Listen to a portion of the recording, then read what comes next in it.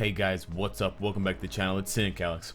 And today I wanted to weigh in on the renewed question of how to best spend a large chunk of your crystals, given that we now have 4 wider and larger purchases that you can make in terms of characters, in terms of content, and in terms of uniforms. And I'm in fact talking about the question between the Magneto Pack, the T'Challa Black Panther Extreme Pack, for the Legendary Battle, Adam Warlock Pack, and then more recently the Emma Frost Pack. So I wanted to weigh in and give you my thoughts and opinions on which one I think is the best, second best, third best, and then the worst, how much value they're going to give back to you, and just overall what some of my thoughts are on these packages and their price points. Maybe to shed some light on what Netmarble might be doing in the future for updates like Infinity War or something else. So getting my glasses on to do the math here, let's start with, and keep in mind I've purchased all 4 of these. We're going to start with the Magneto Pack. I think this is the one that the majority of people have, and the one that most people will point out as the best one. And I think if you are one of those people, you're absolutely right. Initial cost for this runs at 6,600 crystals, which is definitely a lot, and it's actually the most expensive one out of all of them. However, you do get back eventually 1,500 crystals by doing the epic quest missions, or having already done them, you'll get the refunds automatically. In addition, you need Magneto at tier 2 in order to get Jean Grey, so that is a very important additional piece of value. And then also you get additional rewards on top of the crystals. You get gold, you get phoenix feathers, Mcron crystals, you get a very healthy supply and a recurring supply of Magneto bios from the Mutual Enemy Deluxe Pack that you can play twice per day. I have racked up almost 1,500 bios of Magneto for hopefully one day a uniform or just a feed to the next native tier 2. And then you can also get Mcron shards, phoenix feathers, and Mcron crystals, which are nothing to nothing to scoff at. Those are awesome resources to be able to farm day in and day out. So, and it's got decent gold. So I think for those reasons, this is definitely the best pack. However, keep in mind it is the most expensive. But I think the combination of a strong and popular character, he's also a villain, the connection to other strong characters, which kind of makes him a required purchase, i.e. Jean Grey, and also the additional rewards that you get from the epic quest, which makes completing the epic quest feel more epic, but also if you've already completed it, you get a whole bunch of rewards, so that feels good and it kind of softens the blow of the purchase. And then finally, I think that having an unlimited pool of content, however shallow this pool might be, the fact that you can go back to it every single day, every single week, every single update is meaningful. And I think Mutual Enemy for the community at large speaks the loudest as to the value of the Magneto Pack and also the lack of value in the other packs. Because not having this kind of content, however small it might be, really does hurt the other 3 packs. But I want to firmly entrench the Magneto Pack as the #1 best course of action for your crystals as a new player. Definitely one of your first purchases should be this pack, because you automatically get a 6-star character who's very good for Shadowland, good for World Boss, etc. And then it sets you up to succeed and steamroll to getting Wolverine faster, steamroll to getting other X-Men faster, and then of course, the prized lady of the ball, Jean Grey herself. Second on the list, I want to talk about the Black Panther pack. Now, this one has been permanently reduced to the more reasonable price of 3,300 crystals. Believe it or not, it used to be 5,500. Yep. And you essentially only get a bit of content and a uniform when you purchase this pack. But it also opens up the opportunity to get more content. So it's, in a way, it's kind of like the Magneto Pack. In the case of the Magneto Pack, you have these purchases that will be returned to you later on. The crystals, the gold, the Mcron crystals, and the phoenix feathers. Once you complete those latter stages of the epic quests, you can kind of compare that to getting Shuri's uniform to Mythic, which will give you a CTP of refinement, and then getting Killmonger's uniform to Mythic, which will give you a CTP of energy. However, the difference here is you have to purchase those uniforms. So there's an additional investment of 2,100 crystals that is not required from the Magneto Pack. When you calculate the total number of crystals, it more closely approximates the Magneto Pack, but I think having a pretty large purchase of 3,000 plus smaller purchases of 1,000 and 1,000 is kind of worse. I think if Netmarble had packaged this deal at 5,000 crystals or even 5,500, but they included Shuri's uniform, they included Killmonger's uniform, let's say at rare, not even, you know, crazy wild upgrades, just the first upgrade. I don't know if the first one is rare or advanced, but whichever it is. If you had just included those two uniforms, I think this pack would have been much more well received by the community, because you're getting content both in the uniforms and in the legendary battle difficulty mode. You're getting delayed rewards, which is exactly what Magneto gives you, and you're getting something that you can constantly go to have kind of unlimited content.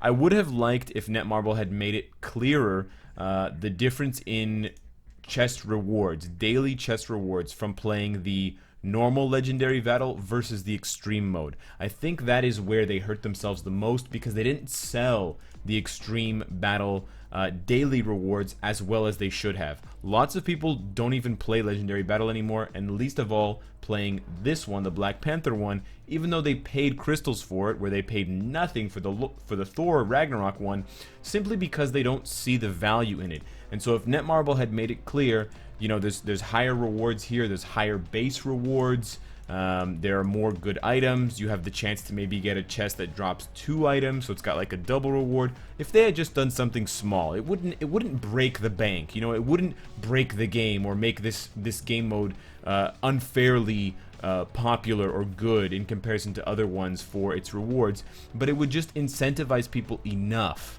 to be like, you know what, this is a good investment. Because yeah, I'm paying 3,000 crystals now, but then I'm going to get to play the legendary version or the extreme version of this legendary battle to get those better reward box completion rewards. So I think that's where Netmarble hurt themselves, but it's still a good pack because of the way that it sets you up, and of course the thing that is the most valuable, which is the Black Panther uniform. This uniform is fantastic. It boosts the character to unparalleled levels. He deals damage comparable to native tier 2 heroes. It just makes him an absolute beast. It also gives you a comic card, which is also very good, especially if you don't have a comic card base. It helps you build that up. I'm having a hard time finding it, but it's this one over here. So that's just an additional item there. I don't think it factors in too much to people's decision to purchase, but it is definitely worth mentioning. Third on the list, so now that we've covered, I think Magneto's number 1, Black Panther is number 2, we have our last two. Our last two are very similar in terms of cost. They're also very similar in terms of what exactly you're getting. You're not getting any content whatsoever, so that's missing. You're not getting any delayed rewards, that's also missing. You're just getting a character. And this is where I think Netmarble has failed to replicate the success and the charm of the Magneto Pack and the Black Panther Pack. Characters are not content, and when you sell characters as content, you're simultaneously hurting the game and the community, because the community can kind of see through the facade now, and they can see that, you know, just asking me to pay crystals just to get Adam Warlock, just to get Adam Warlock, that's actually the ends. The means are the crystals, and the end to those means is just the character, and that's it. That's the end of the story. So it basically is a very simple question for the Adam Warlock pack. Do you like Adam Warlock or nah? And you know, so it makes the decision to not spend crystals a lot easier for the player, because if they just don't like Adam Warlock, or if they like their crystals better than they like Adam Warlock, they're not going to purchase the pack. Not even getting into the actual value of the pack, because it's 6,600 up front, and then you get back 1,100 by leveling him up, by ranking him up, so the final cost is 5,500, which is actually more expensive than the final cost of Magneto's pack, and still obviously more expensive than the Black Panther pack, now that it's at the reduced cost. there's just really no incentive at all. Like once you start to lay out step by step the differences, how can you even compare this to the Black Panther pack? A card, a uniform that basically gives you a brand new character, potentially 2 more CTPs, additional content. How do you really compare that to just a character? And so I think that is where these packs, these last 2 characters as packs, fall short in a huge way. There's just not enough. And of course, in the future, if they introduce a uniform for him, or if they introduce content specific for Adam Warlock, I think that will incentivize people. But I think they should have thought about this earlier, and they should have seen this problem ahead of time, and they should have included some kind of content to be paired with this character. And sadly, they made this mistake again with Emma Frost, but she's an X-Men, so I guess they were just crossing their fingers and hoping that that would be enough to rope people in to purchase her for crystals. Now, don't get me wrong, I'm not saying that you're stupid or wrong for purchasing Adam Warlock for crystals. That's not what I'm saying at all. I'm just saying that his cost, especially because it's such an enormous upfront cost, is really betrayed by the fact that you're getting so little content in return. You know, free-to-play players have to save up. Let's say they use Stark stashes, so they're not technically free to play, but whatever. They have to save up about almost 3 months of a Stark stash, roughly, to purchase Adam Warlock up front. So think about that. You wait 3 months diligently, and all you're getting is a character. There's no content. There's no well of game mode that you can go back to every day. There's no farmable resources. There's nothing to do. And that's where I think this really starts to fall apart, unfortunately. Fortunately for Adam Warlock, he's a very powerful character. He got some buffs, and he now proves himself to be a very good headache in basically any game mode, but especially in PvP game modes. He is immune to time freeze. He has Pierce ability on his 4th skill, Cosmic Master, tied to his tier 2 passive. And he's got crazy iframes that ignore or interrupt his enemy's iframes. Additionally, he deals much better damage now, but just keep in mind that when you do unlock him, he's at 3 stars, so then you have to invest the Black Antimatter, the Chaos Nordstones, and a lot of gold and character bios to level him up to 60 in order to get him the rest of the way. So there's kind of a hidden cost in Adam Warlock in addition to the crystals. Finally, and unfortunately, I think in 4th place, so this would be the least priority crystal pack purchase, we have our latest addition, Emma Frost. So it's kind of funny that the best character, or the best crystal pack, just to summarize, was the one that was introduced the earliest, and the worst one is the one introduced the latest, or the one that's been the newest one. So it's almost as if as time goes on, Netmarble is getting worse at these character packs, or these crystal packs, whereas they should be getting better. So I'm not really sure what they didn't learn from the Magneto and Black Panther packs, but that's okay. I guess Adam Warlock came before Black Panther, but whatever. Ignore my lack of timeline accuracy. Unfortunately, Emma Frost just doesn't live up to the hype, I think, as much as she should. Again, we're only paying for a character which is not really truly content. She has definitely the cheapest and the lowest initial or entry-level price point, and I think that is kind of what Netmarble is experimenting, because they didn't see the kind of purchases that they wanted to see from Adam Warlock, so they decided, hey, let's have her come in at 6 stars, lower rank, but she'll end up costing as much or more than Adam Warlock to get to tier 2. So that's kind of where they played their sleight of hand. You get her at 6 stars for 2,500 crystals, so by far the cheapest one, even cheaper than the Black Panther pack, and you're getting a brand new character.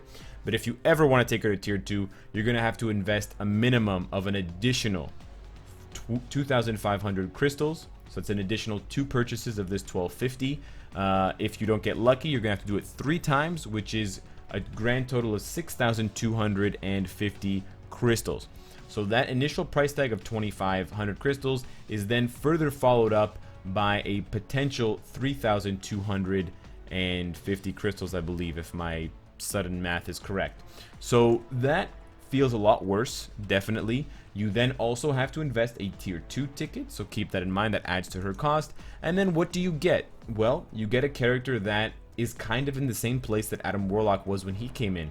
The potential is there for her to be good, but she's just not quite there yet. She's a little bit too squishy sometimes, and she's a little bit too weak in other instances to do enough damage. So she's kind of just sitting in an awkward place. She has some interesting mechanics with her skills. She's got the mind damage to really crank out with an elemental obelisk. Perhaps we're going to have a mind damage leadership buff in the future, who knows? But it's just not enough incentive. Why should someone spend upwards of 6,000 crystals, again, 3 months of a Stark stash, for a single character that's not even going to be on par with someone like Jean Grey, someone like Quicksilver, etc. There's not enough content here in Netmarble. This is literally just a toy. You haven't given us a new playground to use that toy in. So I wanted to rank these 4 packs, firstly and primarily to answer the question, which pack should I purchase? I think Magneto 1, T'Challa 2, Adam Warlock 3, Emma Frost 4 is the ranking system to go with. The only reason I would put Emma above Adam Warlock is if you don't have or don't want to spend the Black Antimatter and Chaos Nordstones and Bios on Adam Warlock, because that cost can be a lot more expensive than at Emma Frost, especially if you're only going to keep her at tier 1 at 6 stars. It's just a flat 2,500. Then I think Emma does move up ahead of Adam Warlock. But for those of you that have a lot of saved up resources, Adam is still a better impact on your roster, especially for PvP, Alliance Tournament, Alliance Conquest, etc., than Emma Frost is at the moment. But I also secondarily wanted to do this to put them all on the table and be able to very easily compare them to show that we had something really good and really fair and the community was pretty okay with, and it's rationalized and it's accepted in Magneto. And I think, you know, the majority of players kind of think Adam Warlock sucks, and I think they think the pack is kind of dumb. And it's kind of a waste of time to do it that way. And I think a lot of people also feel that way about Emma Frost, despite their love for the character. They wish there was a different way to get her. I think if Netmarble had perhaps had an Emma Frost mission, they had sold the mission plus the character at 6 stars for 6,000 crystals like Magneto, and then you get to play the mission forever, 2 entries per day, 10 bios or 20 bios per day for Emma Frost. I think people would have loved that. It's a carbon copy, basically, of Magneto, but who cares? At this point, it would have been better. Anyways, let me know what you guys think of the breakdown and the ranking. Let me know how Netmarble should do it for the next one, if they are planning to do so. And whatever else you want to tell me about anything else from that matter, or by that matter. Subscribe if you enjoy the content and you want to support me. And of course, if you like what you see, I hope to see you again tomorrow. Take care.